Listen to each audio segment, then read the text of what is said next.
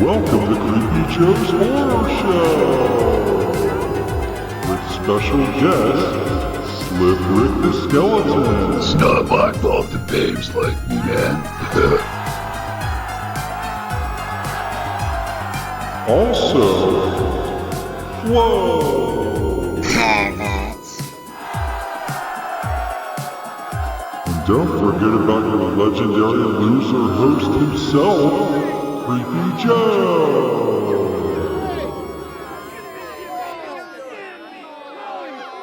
Welcome to Creepy Joe's Horror Show. Tonight we have Graduation Day from 1981. Graduation Day is a 1981 American slasher film that follows a high school track team who were stalked and murdered by a masked assailant days before their graduation.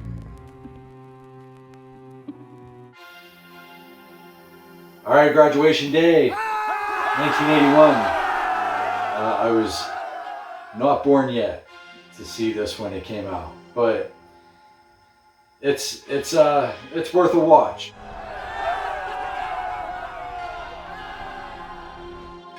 Can't say this is one of my favorite movies we've reviewed so far, but it's definitely worth a watch. It was okay. So your typical 80s slasher, but directed by Herb Fried and starring Danny Murphy as Kevin, and then you have Christopher George. What's the calculated risk? How many of us were supposed to make it through the season alive? Coach Michaels, he's awesome. And we have Patch McKenzie as Anne, and Vanna White as Doris, and then Michael Pataki, Principal Guglione. Boys and girls, we have a special guest with us today. Anyway, it's... Where do I even start on this? There's really it's a real simple concept. So it starts out, there's a girl, this, real good track star. You can tell she's a star. Everyone's cheering for her. The beginning is pretty drawn out. It's kind of weird with, it's just a long music situation going on with like clips coming in and out.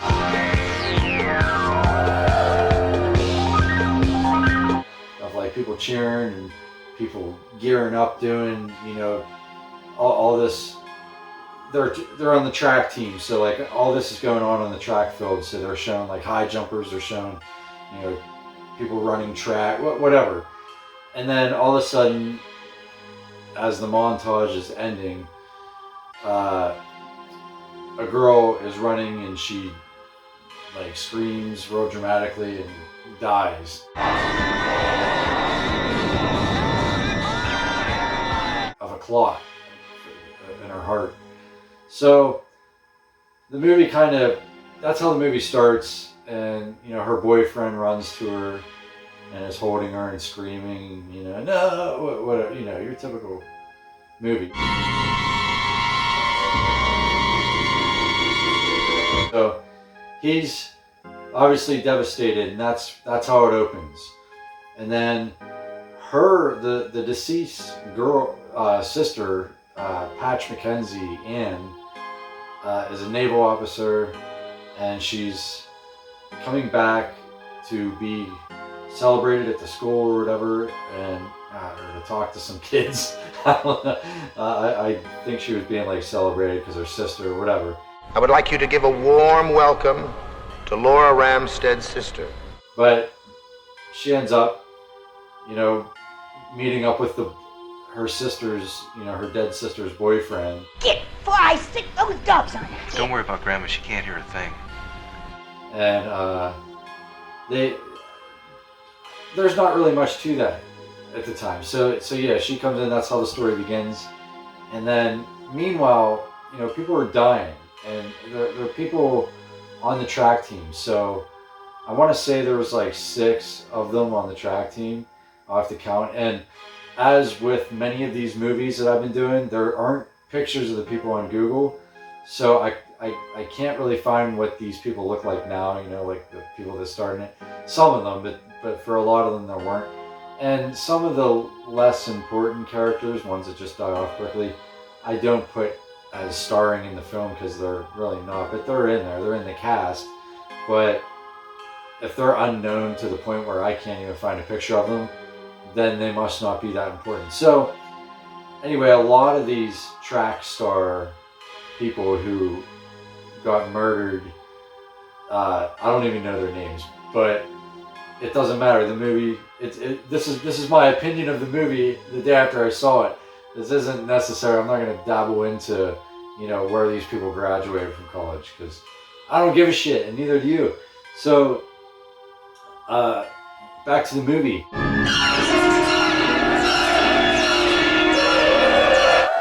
They're starting to get picked off in interesting ways, and it's very cheesy. And it shows, you know, someone wearing black gloves, and they kind of trick, like when they're trying to trick you a little bit, like to make you guess who the killer is, because you don't know until the end. But they show Anne when she's unpacking with her Navy bag and stuff. She has a pair of black gloves, so you think like, well, maybe it's her getting revenge.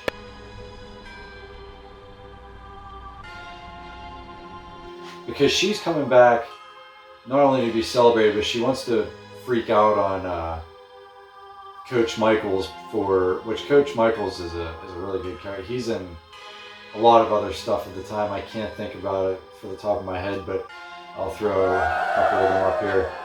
He was in some big time stuff. He was like probably the most well-known actor in the movie at the time, and which sadly I believe he died a year after this was made, and he was pretty young. He was like 52 or something. But anyway, the sister wants to, you know, tell off the coach basically for pushing her sister so hard, and basically blames the death of her sister on him. In track team, you pushed her and you killed her. I didn't kill anybody! You know, for pushing her to her max, and he claims, no, I loved and respected your sister, and I just try to make my, you know, team be the best that they can be, whatever, and he's real rough on him. I give my life to Laura, to all my kids! He almost like he insults him. He's a dick, like, you know, we'll just call it what it is. He's a dickhead in the movie, but, you know, you kind of feel for him when he breaks down and tells her, like, no, I'm really just trying my best. And you know, maybe that's what a good coach does. But in the 80s, things were a lot different than what they are now. You know, a coach today, if he yells at a kid, he'll like lose his job and he'll never work in the football program again. You know, because everyone's insulted by everything now. But back then, like, your coach would be like, you know, you fat fuck, like you ate too much last night. I can tell, like, you could say whatever you want and run faster, fatty, or, you know, call them ugly, whatever they wanted to do. You know, make fun of their sexuality. I mean, they degraded you to make you do a better job. You broke your concentration, that's what happened. I never seen anything so sloppy. So, this is like kind of real life 80s, you know, stuff. That's how coaches acted. So it's believable. And these other, you know, everybody specialized in a different thing. It was like the best, it was the team. And they're all starting to get picked off. And you don't know who it is. You think maybe it's a sister because she's pissed that her sister died. And then you think, well, who else could it be? So then you see, though, that like the arms are hairy. So you know it's not her. It kind of draws her out. And ultimately, you know, I'm trying to think of some memorable moments. You know, the kills were, you know, really kind of shitty, but they're okay, I guess, if you really put your imagination in there and think that this was actually going on. But other than that, there really wasn't a lot of memorable stuff that I can remember, other than, you know, the principal is, you know, an interesting character. What do you say I come by your place later on with a bottle of wine? And also, the music teacher or whatever ends up like, he's like a sicko that like sleeps with the students, and he's really weird and bizarre looking. He's not even, you know, he doesn't even look like a young teacher. He's like your typical like child molester, you know, sleeping with the students, and they're all like all about him, and it's really creepy and weird. As they say in the industry. All right, look, I'll see you and you. But that's not like the high point of the movie or anything. It's just weird, stupid shit that comes to me when I'm thinking about what stood out. And other than that, you know, you find out that it's the boyfriend, you know, at the end. And Oh, yeah, that's right. They all had to be punished. he's a real weirdo. But You don't deserve to live either. all right, so I guess I should just throw in there that the great Linnea Quigley was also in this movie as a character. And one of the other parts that really stood out to me was the ridiculous ending, how, you know, the sister Anne, like, was using karate on Kevin, the killer.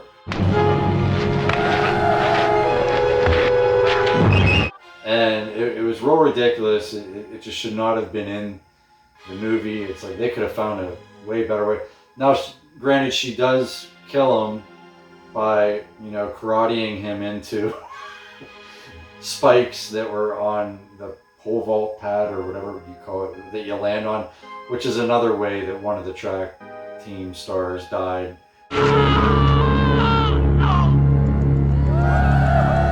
There were spikes on that he landed on, and yeah, I mean, some interesting kills that were very cheesy, but like I said, but you know, the ending, I guess, was a little drawn out and ridiculous, you know, the chase and everything. And he, you know, Danny Murphy, Kevin, he acts like a complete and total psycho. Like, he's a good actor. And Laura really prefers it quiet. Don't you, sweetheart? But that's pretty much it for, you know, things that stood out, so to speak.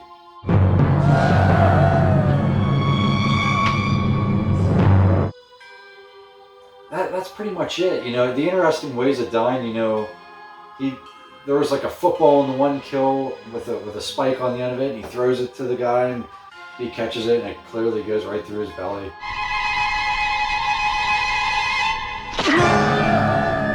And it's so cheesy and horrible, but that's kind of what makes these great, as I say in every episode.